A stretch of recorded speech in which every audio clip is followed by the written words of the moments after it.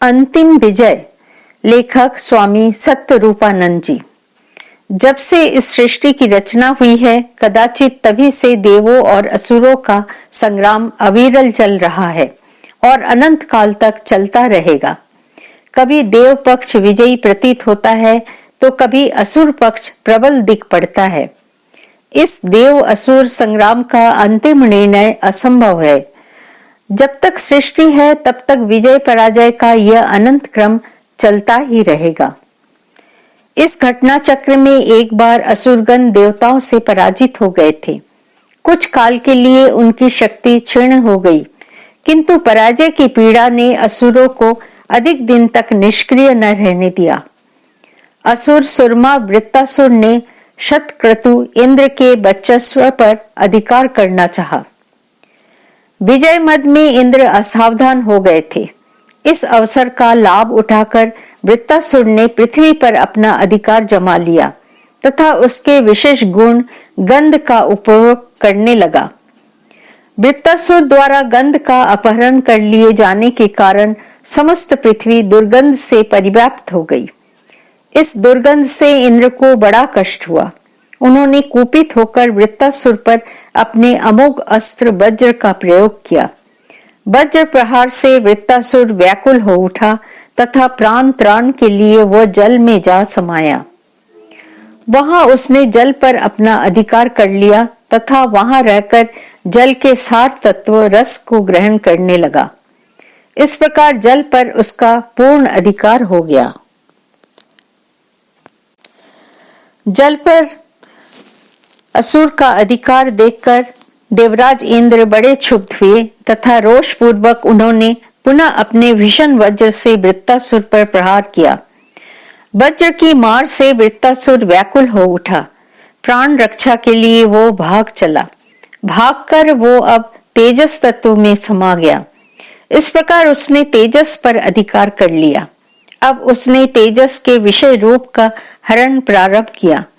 तेजस पर असुर का अधिकार एवं उसके द्वारा तेजस के विषय का उपभोग देखकर इंद्र बड़े क्रोधित हुए। क्रोध में भरकर उन्होंने फिर से वृत्तासुर पर अपना भीषण वज्र चलाया। वज्र के भीषण आघात से वृत्तासुर पुनः अधीर हो गया तथा वहां से भाग चला। भागता हुआ वो वायु में प्रविष्ट हो गया तथा उस पर उसने अपना अधिकार जमा लिया। वायु पर अधिकार करके उसने उसके विषय स्पर्श का उपभोग प्रारंभ कर दिया। वृत्तासुर की यह धृष्टता देख इंद्र बड़े ही कुपित हुए तथा पुनः उन्होंने उस पर पुनः वज्र प्रहार किया। वहां भी प्राण त्राण न पाकर वृत्तासुर वायु से भागकर आकाश में जा छिपा। आकाश में छिपकर उसने उस पर भी अपना अधिकार कर लिया और आकाश के सार तत्व शब्द को ग्रहण करने लगा। वृत्तासुर की इस धृष्टता ने इंद्र की क्रोधाग्नि में घी का कार्य किया। क्रोध से जलते हुए इंद्र ने वृत्तासुर पर भीषण रूप से वज्र का प्रहार किया। वज्र की मार से आहत वृत्तासुर को अब छिपने के लिए स्थान शेष न रहा। अवसर पाकर सहसा वो स्वयं इंद्र की देह में समा गया। वहां समाकर उसने उनके अंतःकरण पर अधिकार कर लिया। अंतःकरण पर वृत्तासुर का अधिकार होते ही इंद्र विमोहित हो गए। मोहाच्छन्न इंद्र आत्मविस्मृत हो गए। उनका विवेक लुप्त हो गया। वज्र विफल हो गया। अब वे पूर्णतः वृत्तासुर के अधीन हो गए। देवराज इंद्र में अब यह सामर्थ्य न रह गई कि वे वृत्तासुर का प्रतिकार कर सके। इंद्र की यह दयनीय दशा देखकर महर्षि वशिष्ठ को बड़ी दया आई। करुणा विगलित ऋषि ने मन ही मन यह निश्चय किया कि वे इंद्र का उद्धार करेंगे और उन्हें पुनः इंद्र पद पर प्रतिष्ठित करेंगे। किंतु इस महत् कार्य के संपादन के लिए वृत्तासुर का नाश आवश्यक था। वृत्तासुर का नाश केवल इंद्र के हाथों इंद्र के वज्र द्वारा ही संभव था, किंतु इंद्र तो असुर द्वारा मोहाच्छादित कर दिए गए थे। वे आत्मविस्मृत कर दिए गए थे।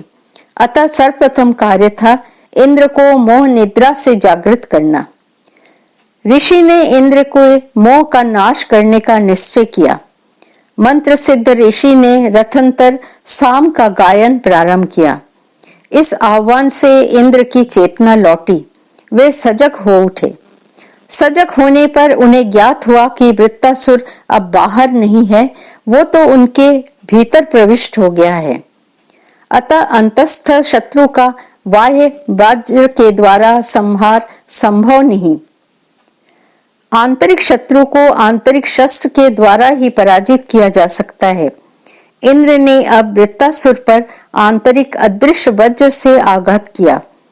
इस अदृश्य वज्र के मर्मांतक आघात से बच पाना वृत्तासुर के लिए संभव न था। इस आघात से वृत्तासुर अपनी रक्षा न कर सका और उसका विनाश हो गया। महाभारत का युद्ध समाप्त हो चुका था। अनेक स्वजन स्नेही बंधु बांधव आदि युद्ध की ज्वाला में भस्मीभूत हो चुके थे। बाहर के सभी शत्रुओं का नाश हो चुका था, किंतु विजयी सम्राट युधिष्ठिर अस्थिर और अशांत थे।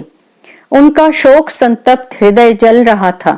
शोक के अंधड़ में उनका विवेक दीप बुझ चुका था। महासमर महाभारत के विजयी युधिष्ठिर अपने मन के सम्मुख पराजित हो गए थे। मोहाच्छन्न होकर वे राज्य कार्य से विरत होना चाहते थे। जिस महान उद्देश्य की पूर्ति के लिए यह भीषण नरमेध हुआ था, वही विफल हो रहा था। और तब युधिष्ठिर को कर्तव्य स्थिर करने के लिए भगवान वासुदेव ने उपयुक्त कथा सुनाई थी। कथा सुनकर युधिष्ठिर सचेत हुए थे तथा उन्होंने ज्ञान खड्ग से इस मोह रिपु का नाश करके अपने कर्तव्य का पालन किया था। जीवन के महासमर में हम सभी को विजय तथा पराजय का अनुभव होता रहता है। हम में से अधिकांश विजय और पराजय दोनों ही स्थितियों में मोहाच्छन्न हो जाते हैं।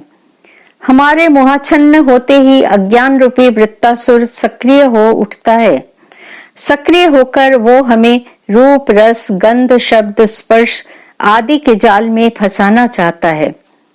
इन गुणों का आस्वादन करने वाली इंद्रियों के आवेगों को प्रबल करके वो उन पर से विवेक रूपी इंद्र का अधिकार समाप्त करने का प्रयत्न करता है। विवेक यदि बलपूर्वक किसी एक इंद्रिय में उसका दम करता है तो वो वहां से भागकर दूसरी इंद्रिय में समा जाता है तथा उस इंद्रिय के द्वारा विवेक रूपी इंद्र की शक्ति को क्षीण करने का प्रयत्न करता है। श्रेय से प्रेय की ओर, त्याग से भोग की ओर ले जाने वाले इस असुर से बलपूर्वक संघर्ष करते करते कभी कभी विवेक शिथिल पड़ जाता है। उसके शिथिल पड़ते ही अज्ञान रूपी वृत्तासुर उस पर अपना अधिकार कर लेता है।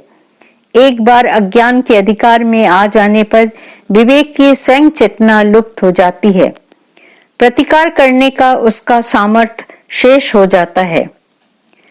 ऐसे समय में किसी महर्षि वशिष्ठ की आवश्यकता पड़ती है जो मोहाच्छन्न विवेक रूपी इंद्र का आह्वान कर उसे जागृत करे तथा प्रखर ज्ञान रूपी अदृश्य वज्र के द्वारा अंतस्थ अज्ञान रूप वृत्तासुर के संहार की प्रेरणा दी। प्रत्येक धर्म प्रवर्तक, प्रत्येक कृष्ण और बुद्ध, प्रत्येक महापुरुष वो ऋषि वशिष्ठ हैं जो मोहित विवेक रूपी इंद्र का आह्वान कर उसे अज्ञान असुर के नाश करने की प्रेरणा दे रहा है। इन महान विभूतियों द्वारा दिया गया उपदेश ही वो वज्र है जिसके द्वारा अज्ञान रूपी वृत्तासुर का संहार किया जा सकता है। इस प्रकार अंतिम विजय हमारी हो सकती है। जय श्री राम कृष्ण।